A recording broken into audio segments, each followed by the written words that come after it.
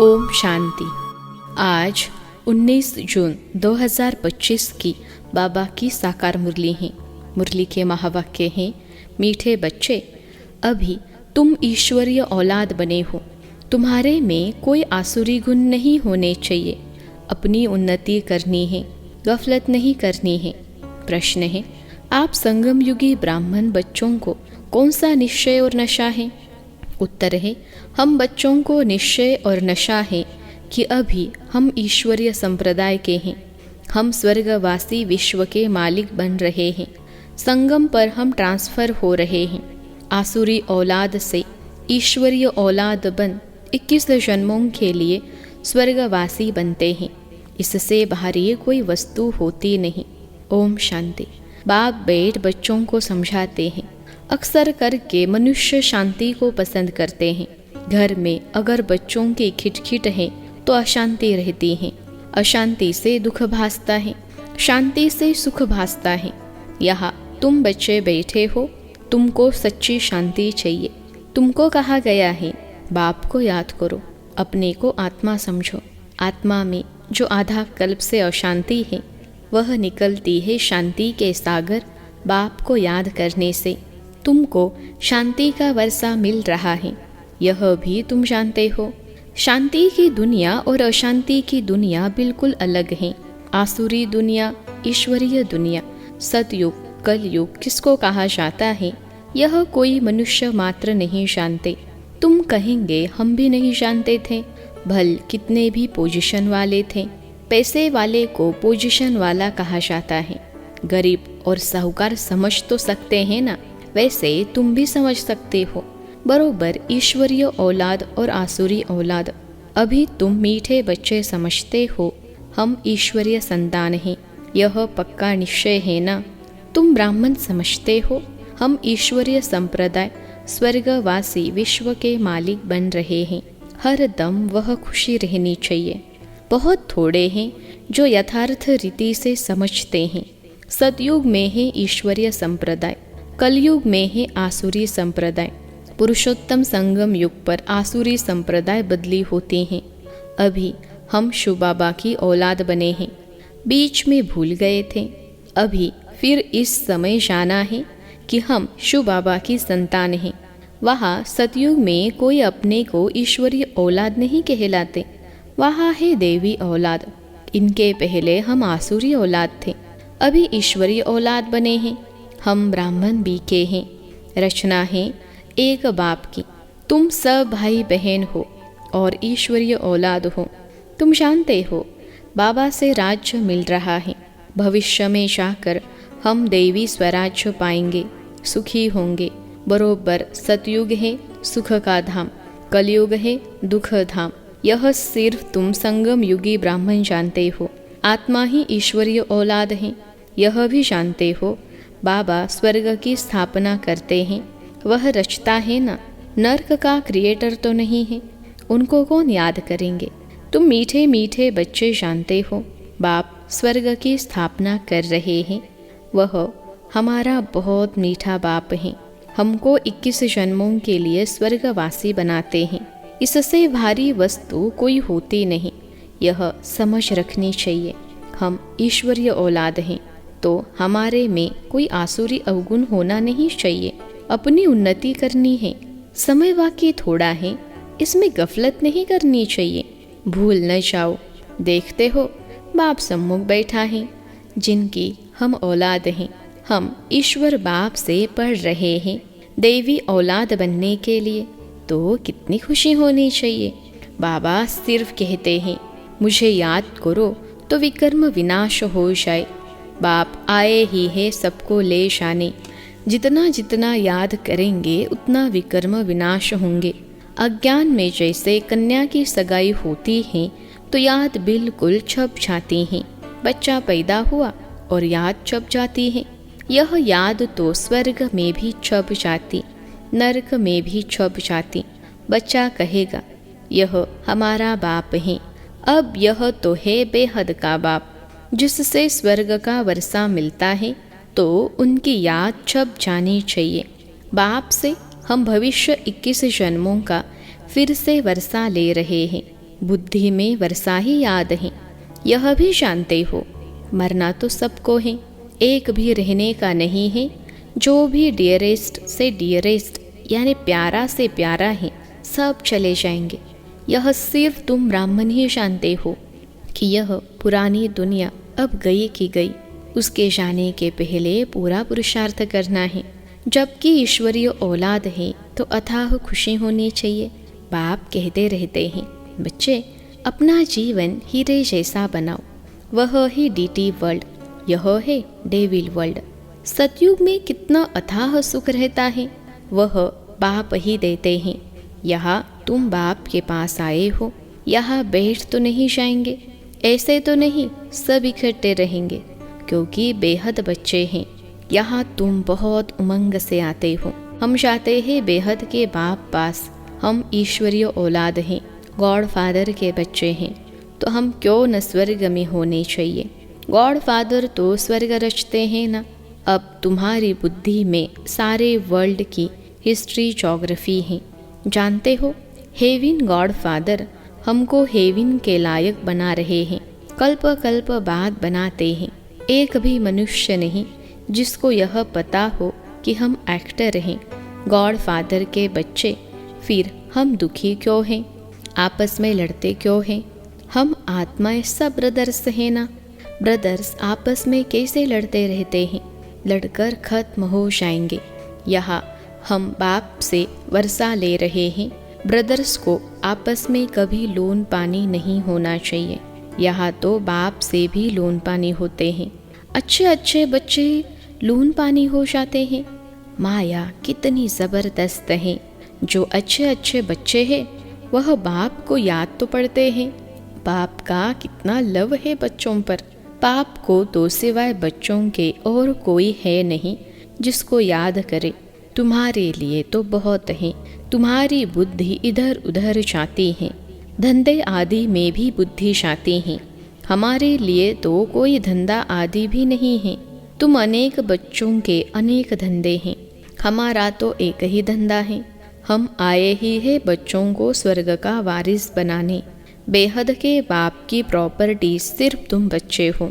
Godfather है ना, सभी आत्माएं उनकी प्रॉपर्टी हैं।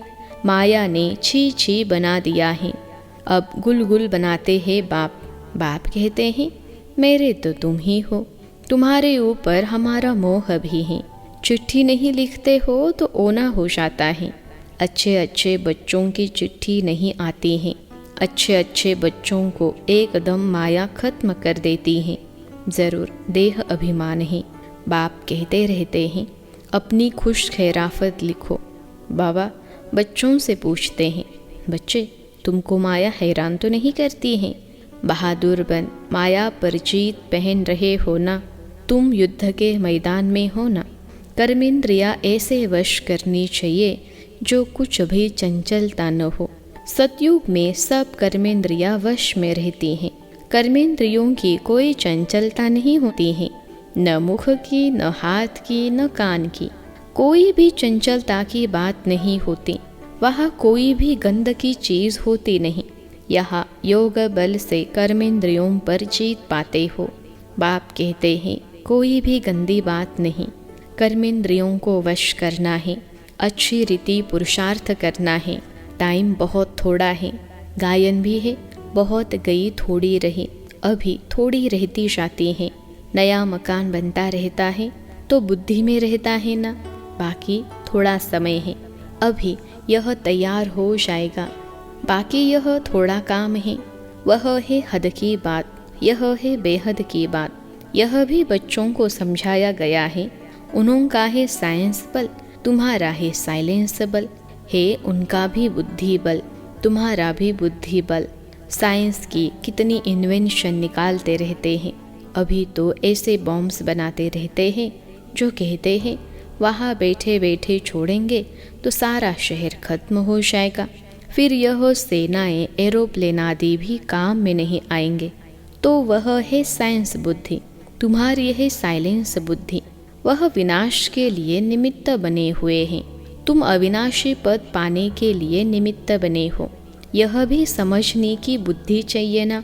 तुम बच्चे समझ सकते हो, बाप कितना सहज रास्ता बताते हैं। भले कितने भी अहिल्याएं कुब्जाए हो, सिर्फ 2 अक्षर याद करने हैं, बाप और वर्षा। फिर जितना जो याद करे और संग तोड़ एक बाप को याद करना है। बाप कहते हैं, मैं जब अपने घर परमधाम में था तो भक्ति मार्ग में तुम पुकारते थे, बाबा आप आएंगे तो हम सब कुछ कुर्बान करेंगे। यह हुए जैसे करनी घोर को पुराना सामान दिया जाता था।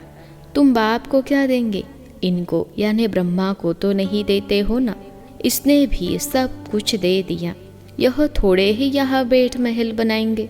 यह सब कुछ बाबा के लिए है, उनके डायरेक्शन से कर रहे हैं। वह करन करावनहार हैं, डायरेक्शन देते रहते हैं। बच्चे कहते हैं, बाबा आप हमारे लिए एक ही हो, आपके लिए तो बहुत बच्चे हैं। बाबा फिर कहते, हमारे लिए सिर्फ तुम बच्चे हो, तुम्हारे लिए तो बहुत हैं। कितने देह के संबंधियों की याद रहती हैं। मीठे मीठे बच्चों को बाप कहते हैं। जितना हो सके बाप को याद करो और सबको भुलाते जाओ। स्वर्ग की राजाई का मक्खन तुमको मिलता है। जरा ख्याल तो करो कैसे यह खेल की रचना है। तुम सिर्फ बाप को याद करते हो और स्वदर्शन चक्रधारी बनने से चक्रवर्ती राजा बनते हो। अभी तुम बच्चे प्रैक्टिकल में अनुभवी हो। मनुष्य तो समझते हैं भक्ति परंपरा से चली आई है, विकार भी परंपरा से चले आए हैं। इन लक्ष्मी नारायण राधे कृष्ण को भी बच्चे थे ना? अरे हाँ, बच्चे क्यों नहीं थे, परंतु उन्हों को कहा जाता है संपूर्ण निर्विकारी। यहाँ है संपूर्ण विकारी। 1-2 को गालियाँ देते रहते हैं। अब तुम बच्चों को बाप की श्री की श्रीमत मिलती हैं, तुमको श्रेष्ठ बनाते हैं। अगर बाप का कहना नहीं मानेंगे तो फिर थोड़े ही बनेंगे। अब मानो न मानो, सपूत बच्चे तो फौरन मानेंगे। पूरी मदद नहीं देते हैं तो अपने को घाटा डालते हैं। बाप कहते हैं, मैं कल्प कल्प आता हूँ, कितना पुरुषार्थ कराता हूँ, कितना खुशी में ले आते हैं।